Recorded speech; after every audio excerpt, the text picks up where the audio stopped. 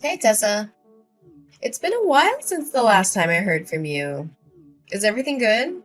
I'm so sorry I didn't have time to text and call you as often as I used to. I'm a famous writer now and I've been swamped with interviews and book signings. Ugh.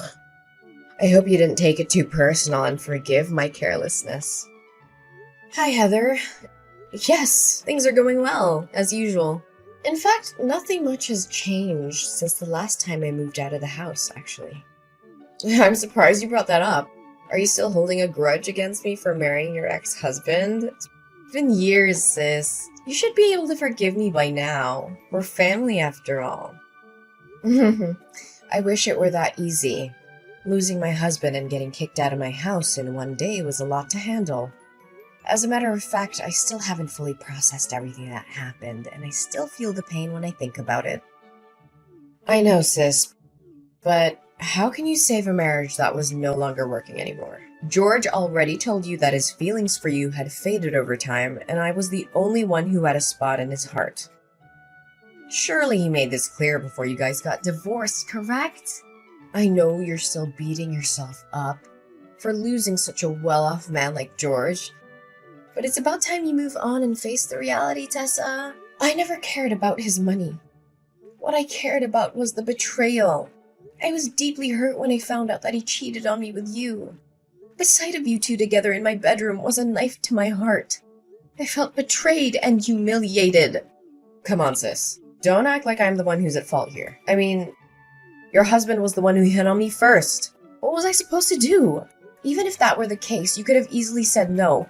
But instead you chose to betray your own sister.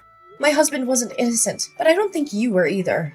In fact, I still blame myself sometimes for ignoring the red flags that kept telling me you were seducing my husband. Honey, I wouldn't call it a betrayal. Didn't you hear what he said before the day you got divorced? He told you that he had lost all of his interest in you a long time ago. But he didn't want to hurt your feelings. Many times he came to me for comfort and advice, and we grew closer and closer just like that.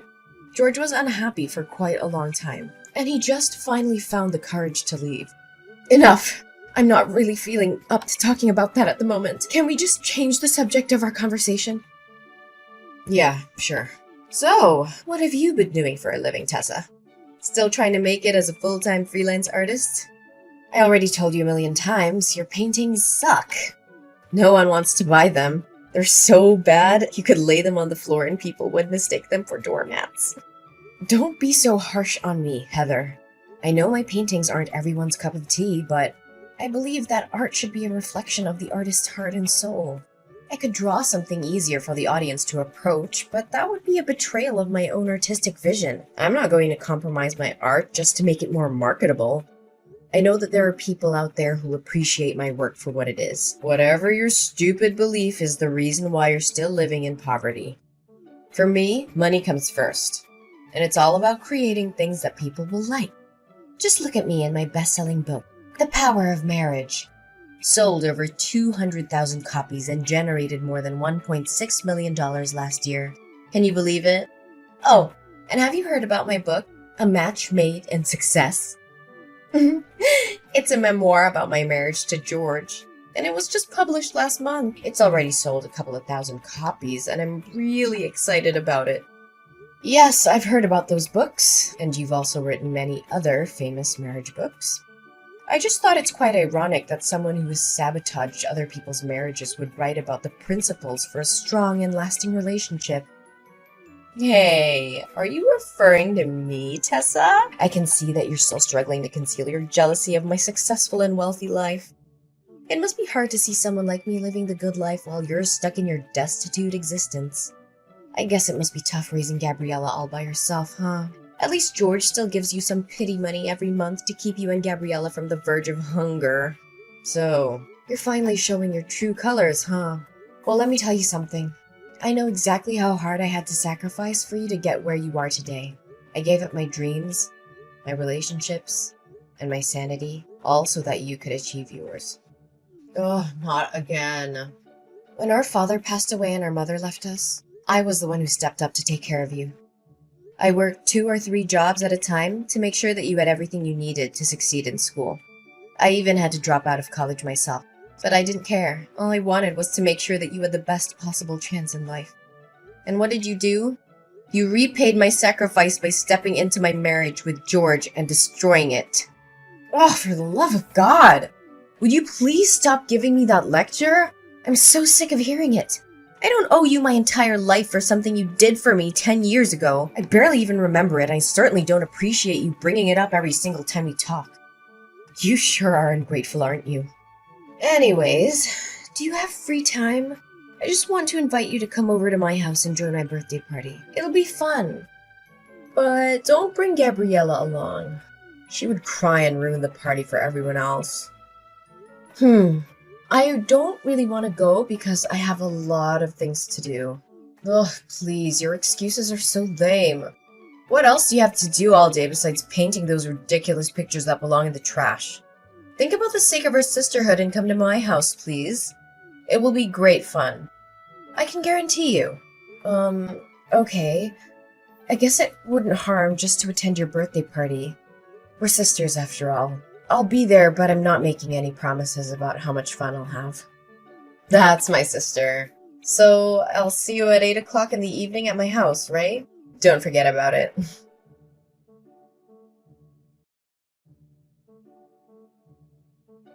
What was your intention of inviting me to your dinner party last night? You treated me like my presence wasn't even important. You called me your housekeeper and made me slave away for you and your guests. What was that all about? I'm not sure if you were trying to be funny or if you were just being mean, but either way, it was really hurtful. Tessa, really, could you think rationally for just a little bit? How can I call you my sister when you're so impoverished? I mean, judging by the way you dressed yesterday, I can only guess those outdated garments were bought at a thrift store or a garage sale. It's embarrassing to be seen with you in public. You don't even deserve to be my housekeeper. What? How can you say that about your own sister? Are appearance and money truly that important? What else could be more important? I mean, look at how my friends dress and look. They're all from wealthy families, have high social status, or are celebrities. If I claimed you as my sister, they'd laugh at me in my face and then shun me. You wouldn't want that to happen to your own sister, would you? But why didn't you give me a heads up? Instead, you made me a laughingstock in front of your friends. Well, it's not like you would find anything more decent to wear even if I told you about my friends in advance. But thanks for coming anyway. You were very helpful at cleaning after the party. I was so concerned because my current housekeeper asked for a sick leave and I couldn't find anyone better to replace her. So you called me up just so I could do the work for your housekeeper? Well, I'm not surprised by your actions anymore. After all, you've already stolen my husband and belittled my chosen profession. What else couldn't you possibly do to hurt me? One thing I'm a little concerned for you, though. Concerned for me? Why would you be concerned for me? I have everything I could ever want. I'm at the top of my career, I own your former house and your wealthy ex-husband, and I'm living the best life imaginable. What could possibly be wrong? Well, I'm just interested to see how the audience will react when they find out that your marriage is not as perfect as it seems. Will they be disappointed? Will they be shocked? I can't tell for sure. What do you mean when saying that my marriage isn't perfect? We are both incredibly successful people.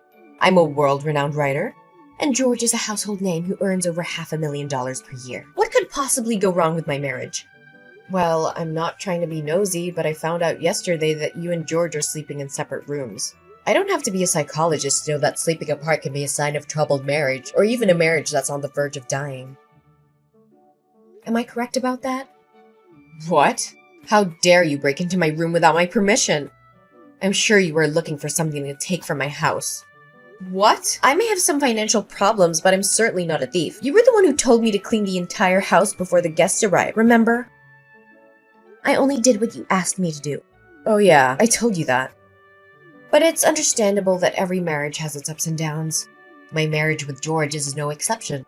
We've had a few arguments lately and we're not talking to each other right now, but that doesn't mean our marriage is on the verge of dying like you said. The condition of the master bedroom is a clear indication that it hasn't been used in a long time.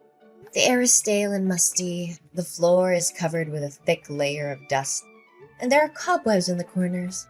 The windows are also smudged with dirt. Just admit it. You and George weren't sleeping together for years. Why do you have to keep pretending that you have a happy marriage? We both know that's not the case. You're not fooling anyone. It's my family business. Don't stick your nose into it. I'm sure your audience will be devastated to learn that the power couple, an impeccable marriage they look up to, is nothing but a complete sham. I'm sure the press will be thrilled after I reveal to them this hot topic. You! How dare you threaten me like that? No, I mean, Tessa, why should you ever rat out your own sister? Really? I've made a great fortune and achieved fame from selling those books. If anyone ever finds out the truth about my marriage with George, my reputation will be ruined and I'll be ruined with it too. I'm begging you, Tessa. Please don't tell anyone about this. Just a few minutes ago, you were raising your voice at me, calling me your housekeeper, and belittling me for my financial status. What's the reason for your sudden change in your behavior? Well, Tessa, you know I didn't mean what I say. In fact, you already knew that I'm a person who always speaks without thinking about the consequences of my words. Please, Tessa, just forgive me this one time. I'll swear I'll treat you better the next time we meet. You have my word. I don't know, Heather. You've done me wrong over and over again. I don't know if I can still put my trust in you after all of this. I know I messed up, and I'm so sorry for what I did. I know that it doesn't make it right, but I hope you can forgive me. You know that you're the only one I can count on. Other than you, I have no one else. Please, Tessa, spare me this time. Okay, I let you go this time, but I'm warning you. If you do this to me again, I'm done. I can't keep forgiving you for breaking my trust. Thank you, Tessa. I know that you're my dearest sister in the world, and you would never do anything to harm me.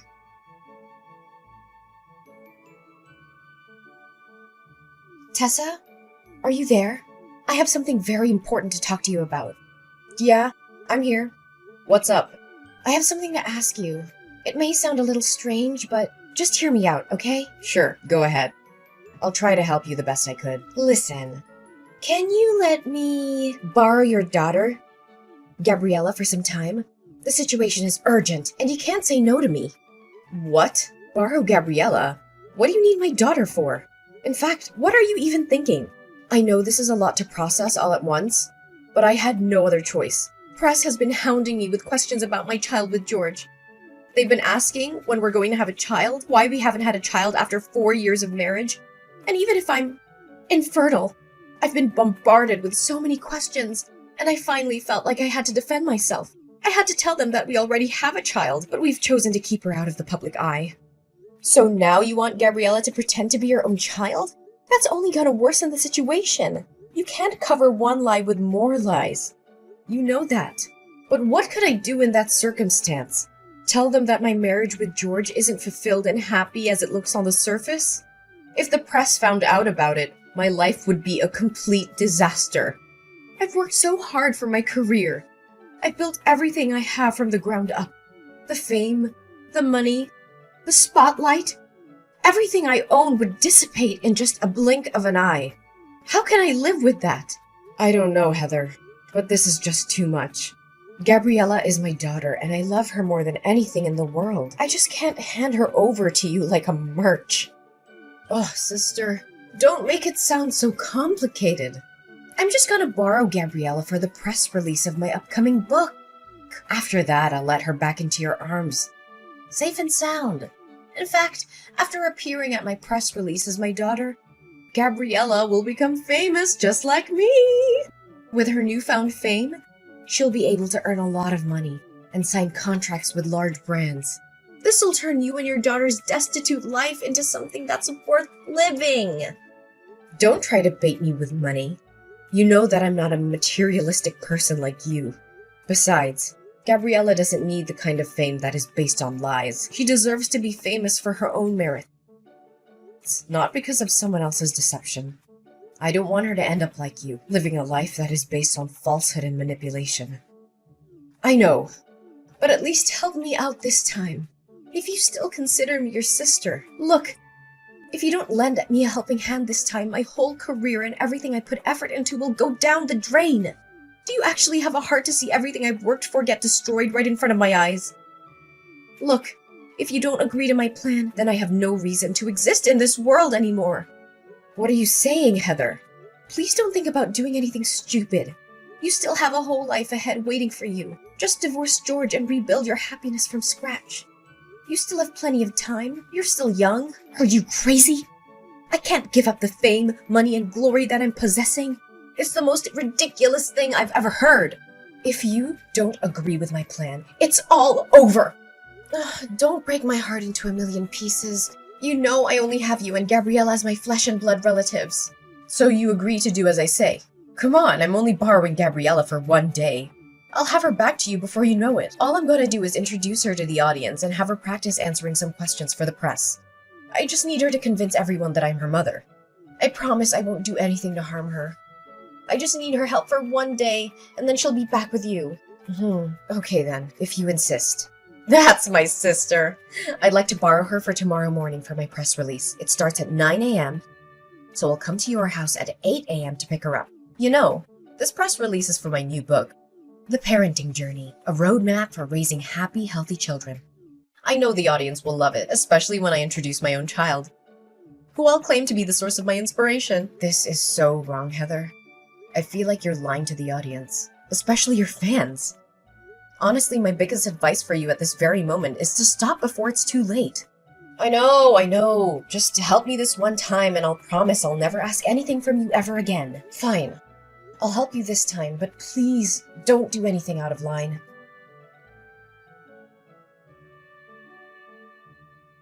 Heather, where are you and Gabriella? I've been waiting for you the whole day. You said you were going to return Gabriella to me by 1 p.m. Didn't you receive my innumerous texts and calls? I'm sorry, Tessa, but Gabriella is staying with me. She's such a bright kid, and the audience fell in love with her immediately. Did you know that just today, my new book has sold a couple of thousand copies? It's thanks to Gabriella. Tessa, I think I'm going to keep her around. Will you let her stay with me? No! She's my daughter. How can I let you keep her? Oh, come on, Tessa. Do you honestly think that you're giving her the life she deserves with your scanty income? I, on the other hand, have a solid financial footing that I can guarantee you that I'll take a better care of her than you ever did. I promise Gabriella will be showered with fame and money when she's become my child. There's no way she's gonna agree with your stupid idea. She knows very well that I'm her mom and she will insist on coming back to my arms. Oh, Heather, she's a 2-year-old kid. She can't decide for herself. Besides, I'm already at the airport. Me and my husband and Gabriella are heading to another country where you can't find me. Don't worry. I'll send you a couple of pictures of your daughter every now and then. Your child will be a great tool for me to earn even more money. I knew you would do something like this. You know? What do you know about? Look, I overheard the conversation between you and George. You saw how the audience reacted to Gabriella, and you decided to exploit her for your own gain. You only wanted to use her as a tool to further promote the image of a perfect family that you're crafting. Do any of my words sound wrong to you? What? So you already found out about my plan? Why did you let me carry on with it anyway? Well, I just want the world to know your other side of personality, and what's better than catching you red-handed. By the way, me and the paparazzi are after you. We were tailing you all the way from your house to the airport. You're not gonna get away so easily. And what's happening between us is being broadcasted live. Guess you're making $1 million worth show. Just as you always wanted. What? Where are you? Show yourself now. I don't have time to play the game of cat and mouse with you. Well, take a look behind your back and find out.